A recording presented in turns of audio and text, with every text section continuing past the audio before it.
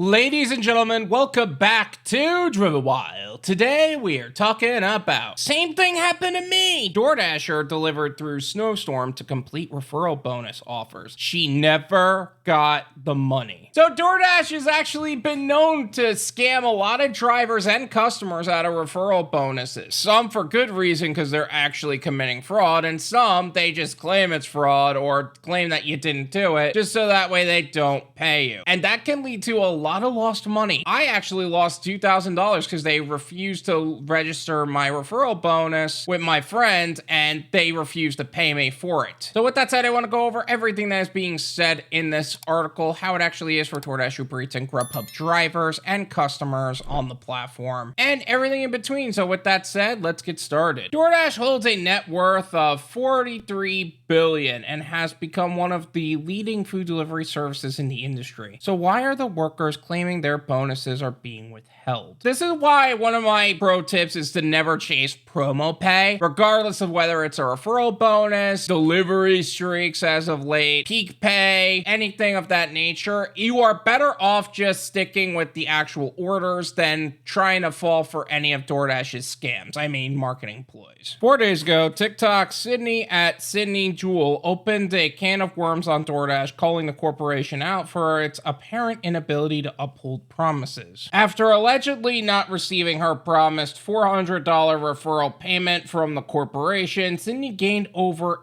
80,000 views on her video while pleading with DoorDash to simply do better. The things you do for content, huh? I'm gonna leave her TikTok as well as her profile in the description so you can develop your own opinions on the subject. A $400 referral payment. A lot of people would see that as a big deal, but honestly, that is one of the smaller referral payments that I remember seeing for a while. I know that some markets currently it was only $20, but back in the day, people were up in arms when they didn't receive $1,000 bonuses or $2,000 bonuses. It's kind of insanity that they will make these grandiose promises and then out of nowhere just double back on their word. Or they will massively reduce it because we reserve the right to change the terms of the referral bonus payment because we're DoorDash and we do what we want anyway.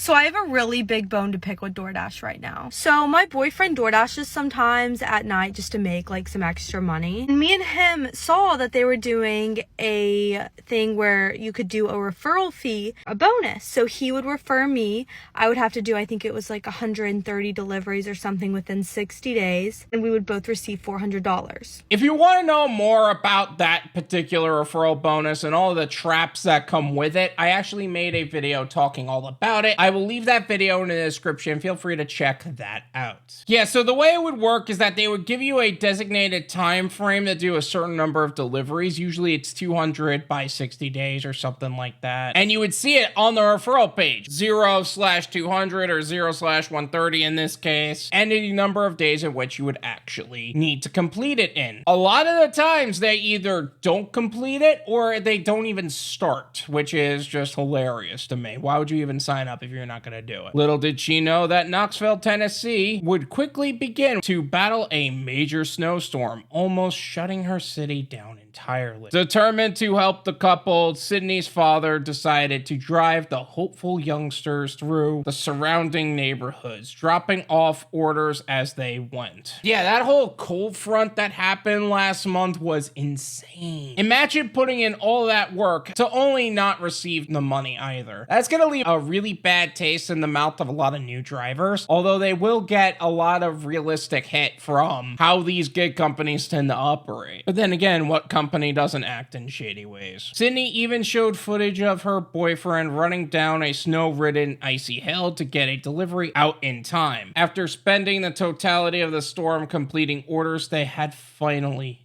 done it. We were so excited because, it'd taken a few days, to get all of it done. We'd worked really hard and we were just ready to receive the money. Yet as days became weeks, it was clear to Sydney that paying the couple for their donkey work was not a top priority for DoorDash. She then contacted DoorDash multiple times to be struck with the same continual set of questions and responses. Verify your date of birth, zip code, last 4 digits of your driver's license, the email stated, followed by a reference number. In short, AI generated bullshit. And this is actually similar to what happened with a teacher in Florida. He was actually refused the payment of the work he did that week. Imagine putting in a week's worth of work only to not receive it. I know Uber Lyft Phoenix ended up deactivated and they held their money for the longest time, and it was like $1,700 worth of work. Bud Soda ended up putting in $2,000 worth of work only to get deactivated for months and then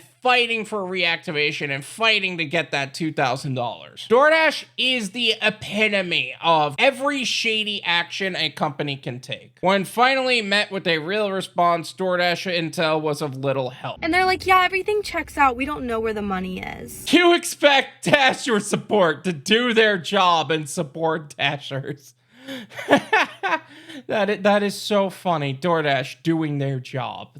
That's hilarious. After her TikTok finally began gaining traction, other Dashers were complaining of similar situations. So DoorDash left a comment asking for Sydney to reach out one final time. So she did. But in an update posted Tuesday, Sydney was met with the polar opposite response of what she so desperately awaited. We regret to inform you that your Dasher account has been deactivated for your completion rating fell below the minimum threshold required under your independent contractor agreement and the service provider platform access policy, the email stated. While Sydney isn't exactly sure this deactivation is correlated to her seemingly endless attempts at getting paid, she mentions that it is clear that the timing is fishy. Now wait a second, why is your completion rating so low to begin with? That's the one thing about DoorDash. Like, why would you set yourself up to be deactivated if you're gonna ask for something? That's why I am such a firm believer in diversifying your gig portfolio and everything like that. But also, don't put yourself in a position to be deactivated. It's common for customers and Dashers alike to complain about the platform and its rules in viral videos, or the rules that they choose not to follow themselves, but okay. In a Daily Dot story from a month ago, TikToker Bryce at Miss Bryce expressed her frustration on DoorDash after it refused to refund her for items she never received. And while DoorDash also commented on her video, Bryce was flabbergasted that it took a video going viral to get a human response. I've spent so much money on this app and y'all are hanging up on me for $3? Time for Uber Eats, Bryce says. You know what the worst part is? It's true that that really is what it takes, and it's kind of embarrassing that DoorDash operates that way. It's also why I am a firm believer in having such a strong level of influence, because a lot of these companies, unless you have such a strong influence, you're basically going to have to hold them accountable over and over again until eventually you get some guy to do their job. I don't blame you for wanting to switch to Uber Eats. That's one thing I will say. I've never had a problem for individual items being refunded on Uber Eats. They've actually been pretty good to me in that way. And much like the comment section of Sydney's video, the page was flooded with users sharing their similar situations. Sydney, however, managed to stay composed and unflustered in her update video relating to these commenters and acknowledging that life isn't always fair. It's unclear if the Knoxville couple will ever receive their compensation, but Sydney is happy that they can at least tell her story. It's a learning experience, but yeah, I definitely learned a lot about how big companies don't always have to hold their word with you and they don't really owe you anything. It really is messed up that a lot of these companies can really just take advantage of you and they basically go unchecked for so long. Doesn't matter who you're talking about. And that's why I am very big on diversifying your gig portfolio. I'm big on making an income bridge to what would be a long-term goal, not the goal. Because it's literally one day that they just decide to screw you over while you're fighting for a $400 payment for them to just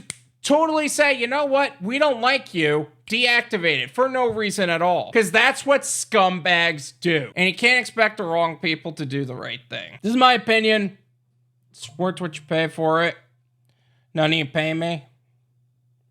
There you go. DoorDash is a very shady company overall. There is no good quality that comes from anybody who works in the corporate office or anybody who works in DoorDash support. And it's like they go out of their way to be the worst freaking people in the world. And it sucks because the system itself is pretty solid. Honestly, this company drives me crazy with how malicious they tend to be. Like literally, you were exposing them for not paying you the $400 for the work you did, and they just deactivate you. Again, you probably should have raised your completion rating before making any movements in that way. But for some reason, I don't think that was really about deactivating you more than just keeping you quiet on the subject. And then a lot of people wonder why they have arbitration agreements in our contracts. Because imagine how much money they would have lost if they didn't have arbitration agreements in their contracts. Like seriously, imagine how much money they would end up losing in that way. Because they would just keep getting sued over and over by Dashers. The legal system would be grinded to a halt. All in all, don't put yourself in a position to be deactivated. Leave the referral system alone. Keep your completion rating up and develop an exit strategy so that way, if this does happen to you, you can just tell them to take a flying leap because there's no reason to be working with the shittiest people in the world. Thank you so much for watching. I really appreciate it. As always, make sure to hit the like button, subscribe if you're new,